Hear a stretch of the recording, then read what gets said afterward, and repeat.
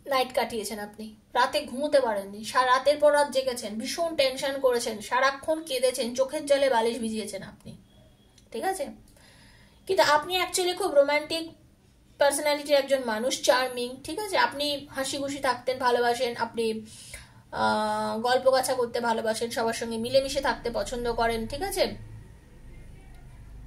মানে মজাক করা বলে না, একটু মজা করব, গল্প করব, একটু মানে একটু চ্যাংড়ামো করব, এরকম টাইপের মেন্টালিটির আপনি ভীষণ।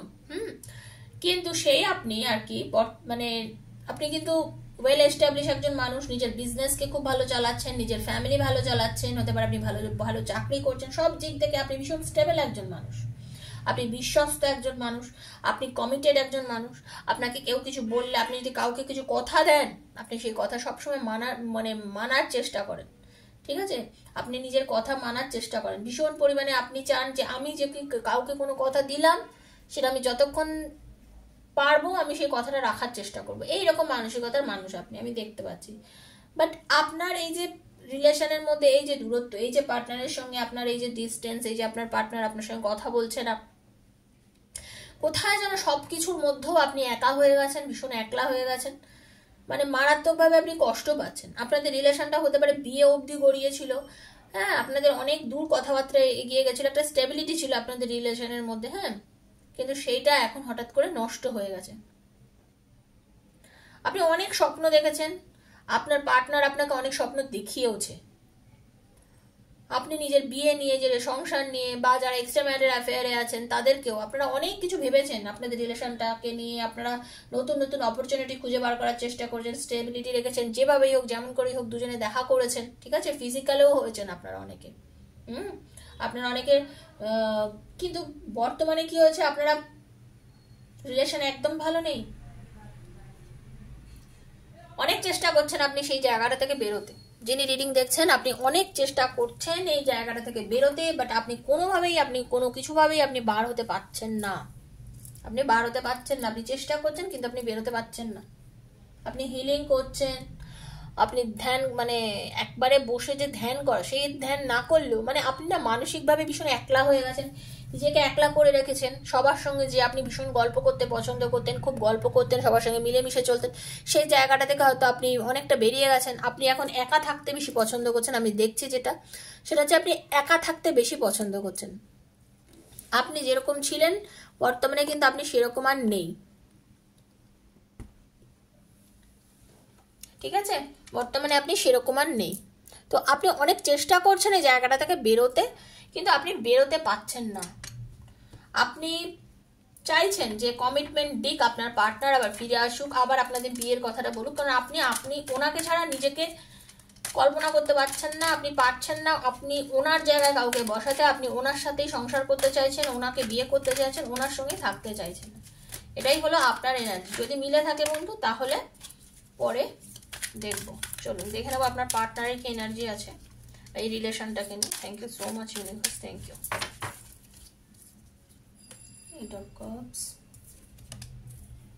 Ten of Cups। রিলেশনটাতে তো আপনার পার্টনারও চেয়েছিল, আপনার পার্টনার কিন্তু খুবই চেয়েছিল আপনার সাথে রিলেশনটাকে এগিয়ে নিয়ে যাবে, একদম আপনার পার্টনার চেয়েছিল রিলেশনটাকে এগিয়ে নিয়ে যেতে, রিলেশনটার মধ্যে সুন্দর একটা ব্যালেন্স করতে।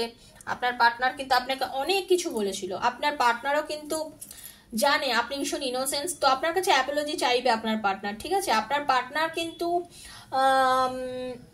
মানে এমন একজন মানুষ, মানে আপনি যে, মানে আপনার যিনি পার্টনার ভীষণ সুন্দর, মানে ক্রাশ খেয়ে যায় বলে না, মানে এরকম টাইপ, মানে যে কোনো লোক মানে ফিদা হয়ে যায় আর কি।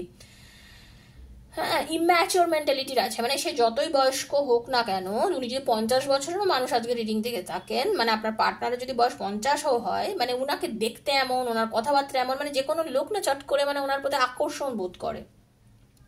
আপনার পার্টনার অ্যাকচুয়ালি বর্তমানে কিন্তু আপনাদের রিলেশনটা যেমন জায়গা যাক না কেন, আপনাকে আপনার পার্টনার ম্যানিফেস্ট করছে, মিনস হচ্ছে আপনার পার্টনার কিন্তু আপনাকে নিয়ে প্রচুর ভাবছে, আপনাকে নিয়ে ভাবছে, উনি কিন্তু মানে প্রচন্ড চালাক। আপনার পার্টনার আপনাকে নিয়ে কিন্তু খুব চালাকি করে, মানে আপনাদের রিলেশনটাকে নিয়ে খুব চালাকি করে, মানে উনি সবসময় আপনাকে এমন করেছে যে চলো যাইভাবে হোক, মানে আপনাকে নিচু করে আমি বড়, আমাকে দেখো, এইরকম একটা, এরকম চালাকি করতে গিয়ে আপনার কাছে অনেকবার ধরাও পড়ে গেছে, কিন্তু আপনার পার্টনার বহুবার ধরা পড়ে গেছে। হ্যাঁ,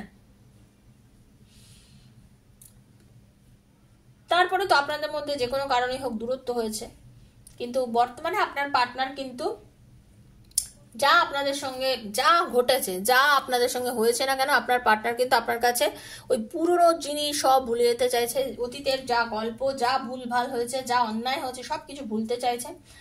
উনি কিন্তু চাইছেন আপনাদের একটা হ্যাপি ফ্যামিলি হোক, উনি চাইছেন আপনাদের আবার মিলমিশ হোক, আবার আপনাদের সঙ্গে যাতে রিলেশনটা সুন্দরভাবে একটা জায়গায় গিয়ে দাঁড়ায়, একটা পরিণতি পায় যাতে রিলেশনটা, উনি কিন্তু সেটা চাইছেন। বিকজ উনি ম্যানিফেস্ট করছেন, এটা উনিও ম্যানিফেস্ট করছেন, উনি আপনাকে চাইছেন। ওনার সেলফ অ্যাওয়েকিং হয়েছে, মানে উনি নিজে বুঝেছেন উনি যেটা কর্ম করেছেন সে ফল উনি পেয়েছেন।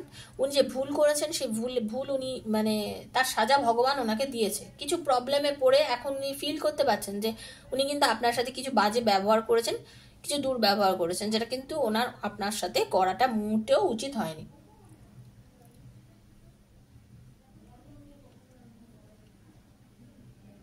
কারণ কিছু ক্ষেত্রে আপনাদের রিলেশনটা ভীষণ ব্যালেন্সের অভাব ছিল, আপনার পার্টনার মানে ব্যালেন্স করতে পারেনি। এই যে আপনার বললাম না একটা ইনোসেন্স ব্যাপার আছে, হ্যাঁ আপনার পার্টনার একটু ইম্যাচুর ব্যাপার আছে, তার জন্য কি হয়েছে উনি অনেক সময় রিলেশনটাকে ব্যালেন্স করতে পারেনি, কিন্তু আপনার কথাও শুনতো না, আপনি হয়তো কিছু বোঝাতেন সেটা মানতো না। তো এই যে ব্যালেন্সিং এর অভাব, এই যে বিভিন্নভাবে আপনাকে কিছু ক্ষেত্রে উনি ছোট করেছেন, ব্যালেন্স করতে পারেনি, তার জন্যই কিন্তু আপনাদের রিলেশনটা আজকে এরকম একটা বাজে জায়গায় গিয়ে পৌঁছে গেছে। সেজন্য আজকে রিলেশনটা আপনাদের একটা বাজে জায়গায় গিয়ে পৌঁছে গেছে। তো সেই জায়গা থেকে আপনার পার্টনার কিন্তু এখন প্রোগ্রেস করতে চাইছে, বিকজ আপনাদের রিলেশনটা লং ডিস্টেন্স থাকতে পারে। আপনাদের মধ্যে একটা যে দূরত্ব, এক তো মানসিক দূরত্ব, আগে ছিল শারীরিক দূরত্ব, এখন হচ্ছে মানসিক দূরত্ব। আপনাদের দুজন দু জায়গার মানুষ, এখন আপনাদের মেন্টালিটি ম্যাচ করছে না, আপনাদের মধ্যে মানসিক দূরত্ব এসে গেছে। সেই মানসিক দূরত্ব থেকে কিন্তু এখন উনি উপলব্ধি করেছেন যে আপনি যদি ওনার কাছে না থাকেন তাহলে ওনার একদমই ভালো লাগছে না। আপনি ওনার কাছে না থাকলে ওনার কিন্তু একদমই ভালো লাগছে না। এই যে সময় বড় বলবান বলে না, তো আপনি যে সময় দিয়েছেন আপনার পার্টনারকে, সেই সময়টা আজকে উনি ফিল করতে পেরেছেন যে যে ভুল উনি করেছেন, সে ভুলের জন্য আজকে সম্পর্কটা এরকম একখানা জায়গায় গিয়ে দাঁড়িয়ে আছে। তো সেটা আপনাদের রিলেশনটার জন্য খুব ক্ষতিকর হয়ে দাঁড়িয়েছে, ঠিক আছে? কারণ সবসময় ভুলভাল ডিসিশন, সবসময় নিজের জেদ দেখালে যে সবকিছু ঠিক হয় না, সেটা কিন্তু উনি এখন খুব ভালোভাবে টের পাচ্ছেন বর্তমানে, ঠিক আছে? ভীষণ ভীষণ ভীষণ টেনশনে রয়েছেন আপনার পার্টনার। এই যে একদম শিওর, আপনারা যারা রিডিংটা দেখছেন ভালো করে জেনে রাখুন, আপনার পার্টনার কিন্তু একদম আপনার কাছে ফিরে আসবেই। 100তে 100 ভাগ আমি বলে রাখছি, যারা রিডিংটা দেখছেন তাদের মধ্যে 70% মানুষের পার্টনার ফিরে আসতে চলেছে। জাস্ট জেনে রেখে দিন, ফিরবেই। বিকজ আপনার পার্টনার আপনাকে প্রচন্ড ভালোবাসে, প্রচন্ড যাকে বলে একদম এই ভালোবাসার কোনো অন্তহীন ভালোবাসা। ওকে, লাভার্সের এনার্জি দেখুন, আপনাকে আপনার পার্টনার প্রচন্ড ভালোবাসে। কারণ এখন যে আপনাদের মধ্যে দূরত্ব, এখন যে আপনাদের মধ্যে ডিস্টেন্স, তাতে উনি ভীষণ স্টাক পজিশনে চলে গেছেন। মেন্টাল প্রেজেন্ট বলে না, হেল্পলেস হয়ে গেছেন। মানে কি করবেন কিছু বুঝতে পারছেন না, মনে হচ্ছে যা মানে কি যে হয়ে গেল, হঠাৎ করে যে কি হয়ে গেল, কেন যে এত দূরত্ব, কেন যে এরকম, মানে এখন পুরো মানে হ্যাংম্যান অবস্থা, বুঝলেন তো?